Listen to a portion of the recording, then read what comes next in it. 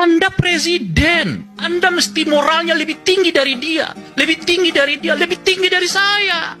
Politik kita sekarang ini, kalau dibuat kira-kira asumsinya, mungkin sepertiga dari pemimpin nasional ini berhubungan dengan dinasti politik.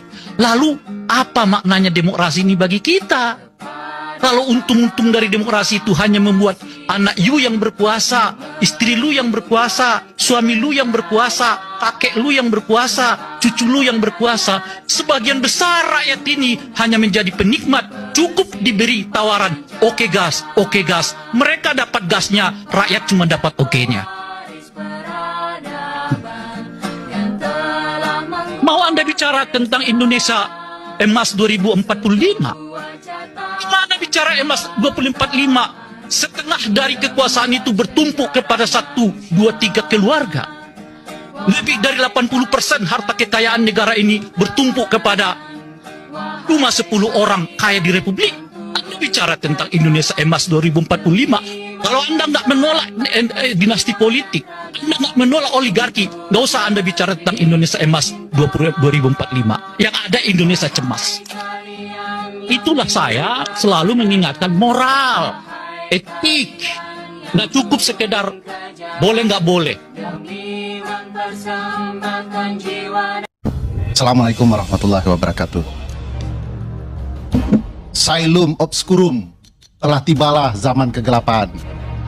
Menjelang abad ke-14 ketika Romulus Ndasmu Agustinus memimpin sampai ke gurun pasir paling jauh. Faktanya tidak ada. Yang dikejar adalah musuh-musuhnya. Sementara di dalamnya banyak masalah. Bang Ade harus tahu sampai hari ini, sampai detik ini, saya tidak pernah percaya rezim ini akan menegakkan hukum. Kenapa Bang Idrus? Alasannya sederhana. Lingkaran satu istana melanggar undang-undang. Mayor Teddy tidak sah menurut undang-undang TNI. Kabulok tidak sah menurut undang-undang TNI. Tapi dengan bangga cerita, kami akan tegakkan hukum. Omong kosong. Dan omon lainnya. Dan ini problematika, bagaimana mungkin bisa menegakkan hukum kalau istana sendiri adalah pelanggar hukum. Tapi istana beruntung, masyarakat sipil belum bersatu betul. Masyarakat sipil masih cerita, itu oposan yang kemudian dipidana, ya wajar itu kesalahannya. Tapi ketika masyarakat sipil tahu bahwa ini adalah rekayasa politik, lalu dengan anak-anak muda yang beringas dalam intelektualitas mereka cerita soal kebaikan di kampus, tiba-tiba faktanya tidak. Mereka marah dengan intelektualitas mereka yang tidak dihargai. Saya tidak akan pernah bisa percaya dengan rezim ini akan kembali benar. Kalau presidennya malah meneriakkan hidup Jokowi. Saya mau katakan, Jokowi masih hidup.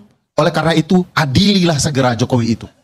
Karena banyak sekali kasusnya yang terpampang di depan mata kita, tapi tidak kemudian dihukum apapun.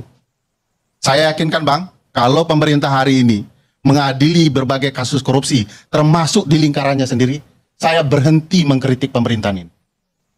Tapi kalau kemudian dia hanya mengejar lawan-lawannya, dan membiarkan apa yang terjadi di lingkarannya, semua ini omong kosong. Tidak akan ada orang yang percaya dengan pemerintahan Prabowo Subianto.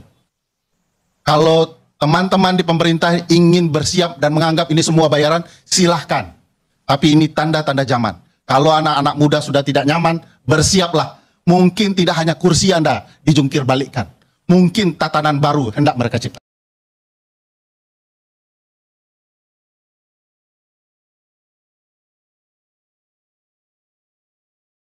Sekian, terima kasih. Assalamualaikum warahmatullahi wabarakatuh. Dari awal saya kan sudah katakan, mana bisa kita mempercayai orang yang merebut kekuasaan dengan curang, dengan menghalalkan segala cara. Dan akhirnya yang terjadi apa? Yang dibikin kabinet gemoy, kabinet gemuk, kabinet bagi-bagi, dan koruptor yang direkrut dia sebagai pembantu-pembantunya. Bagaimana Pak Abdullah mau bermimpi ada pemberantasan korupsi? Mau contoh misalnya, kita contoh yang sudah ketahuan aja ya, Dito Aryo Tejo. Kan sudah jelas terima dana BTS 27 miliar dan dikembalikan oleh pengacaranya. Kan itu kan cetowelo-welo sudah diumum.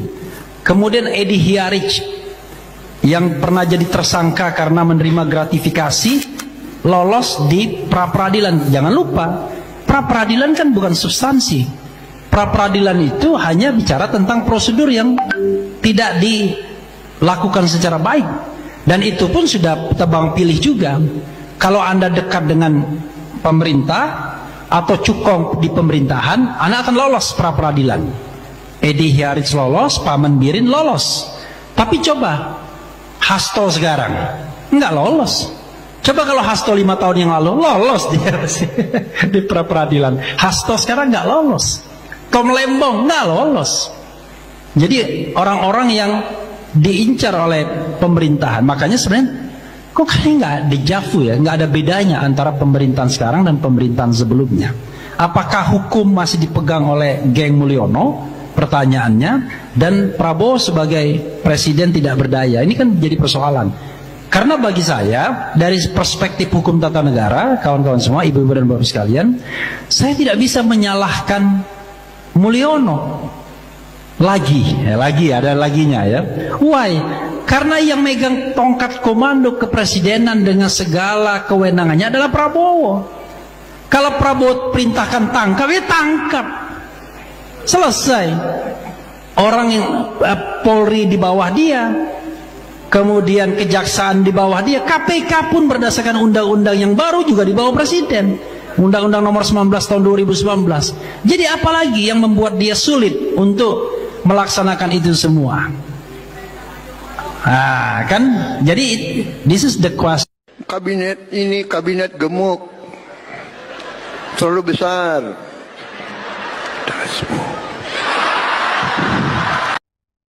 Kalau kamu tidak siap berjihad di jalan Allah Subhanahu wa taala, ini negara akan dijajah, akan dijual negara ini. No, lihat no.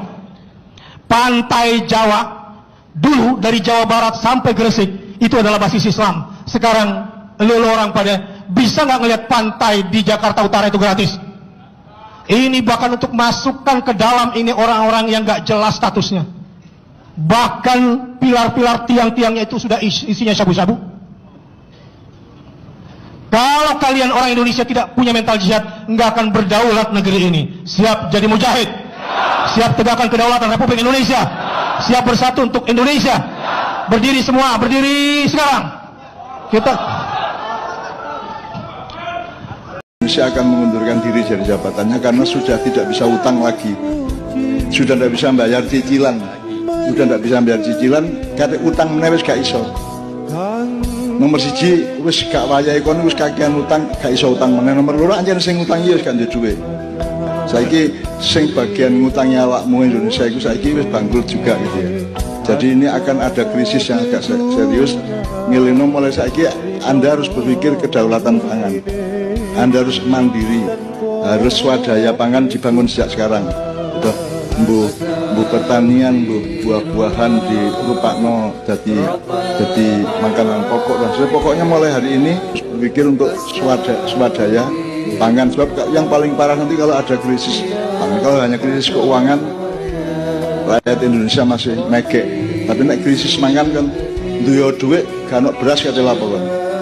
Akhirnya ngerakoti dengkulmu dhewe. Presiden SBY beberapa waktu lalu mengingatkan kita semua, jangan sampai ada dua matahari dalam kepemimpinan nasional.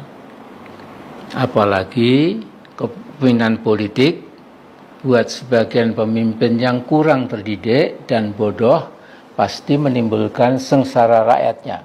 Nah, wanti-wanti Pak SBY itu sesungguhnya sebuah jeweran buat kita semua.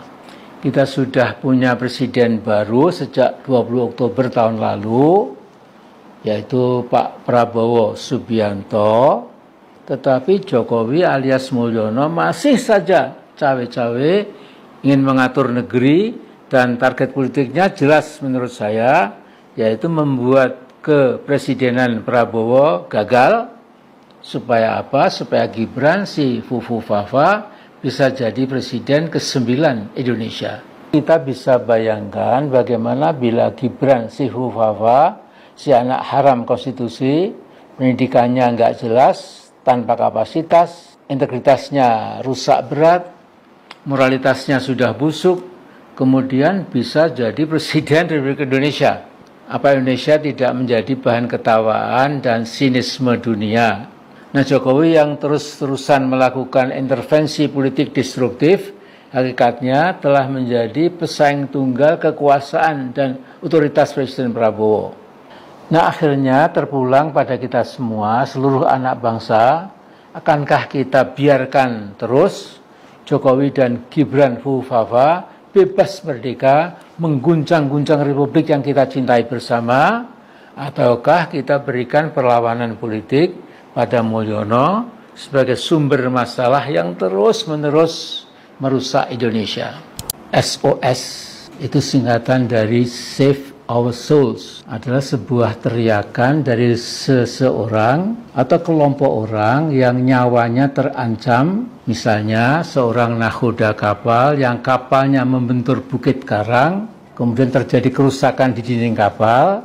Nah, karena bocor, kapal terancam tenggelam, sehingga sang nahoda mengangkat bendera tinggi-tinggi dengan warna yang menyolok, dengan gerakan-gerakan tertentu. Nah, mereka yang dapat membaca Morse dan Semafor segera paham bahwa kapal itu dan para penumpangnya menghadapi bahaya tenggelam. Mari kita lihat sejenak bahwa di paruh kedua abad 20 ada dua negara, yang satu negara besar dan yang satu negara sangat besar, superpower. Keduanya lenyap dan hilang dari map atau peta dunia. Dua negara itu adalah Yugoslavia dan Uni Soviet. Nah, nasib tragis kedua negara itu semestinya menjadi pelajaran sejarah berharga buat kita semuanya, orang Indonesia. 2 tahun sebelum Uni Soviet bubar, Gorbachev meneriakkan 3 slogan perjuangan, yakni glasnost, perestroika, dan demokratisasi, artinya keterbukaan, restrukturisasi ekonomi, dan demokratisasi. Nah, pernyataan 3 slogan itu, too little and too late. Demikian juga Joseph Tito di ujung akhir eksistensi Yugoslavia berusaha menahan bubarnya Yugoslavia, tapi juga tidak berhasil. Kedua tokoh itu menghadapi 5 persoalan mendasar. Pertama, korupsi sudah menusuk ke jantung kekuasaan. Kedua, yang diusung para elit hanyalah kepentingan sempit pribadi. Ketiga, terjadi konflik antar etnis. Keempat, pusat kekuasaan sudah tidak bisa lagi mengendalikan keinginan daerah untuk melepaskan diri dari kekuasaan pusat. Dan kelima, pusat sudah tidak bisa lagi dipercaya oleh berbagai kelompok sosial politik, maksud saya, sehingga sudah kehilangan public trust.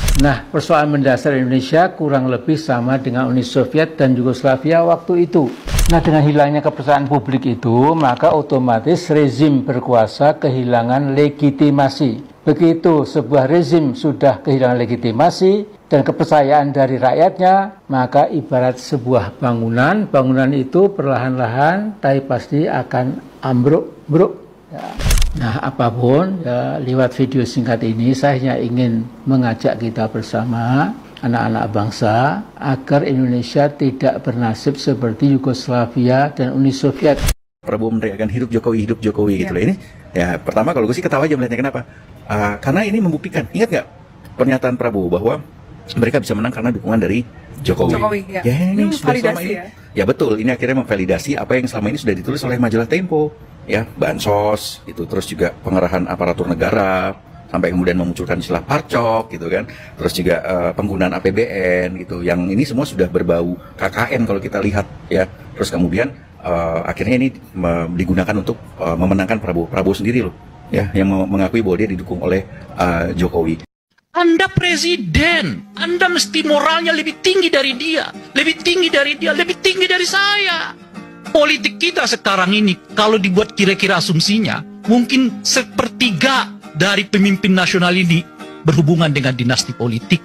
Lalu, apa maknanya demokrasi ini bagi kita? Kalau untung-untung dari demokrasi itu hanya membuat anak you yang berkuasa, istri lu yang berkuasa, suami lu yang berkuasa, kakek lu yang berkuasa, cucu lu yang berkuasa, sebagian besar rakyat ini hanya menjadi penikmat, cukup diberi tawaran, oke gas, mereka dapat gasnya, rakyat cuma dapat oke-nya. Mau Anda bicara tentang Indonesia emas 2045? Gimana bicara emas 2045? Setengah dari kekuasaan itu bertumpuk kepada 1, 2, 3 keluarga. Lebih dari 80% harta kekayaan negara ini bertumpuk kepada cuma 10 orang kaya di Republik. Anda bicara tentang Indonesia emas 2045. Kalau Anda nggak menolak dinasti politik, Anda nggak menolak oligarki, nggak usah Anda bicara tentang Indonesia emas 2045. Yang ada Indonesia cemas. Itulah saya selalu mengingatkan moral, etik. Nggak cukup sekedar boleh nggak boleh. Assalamualaikum warahmatullahi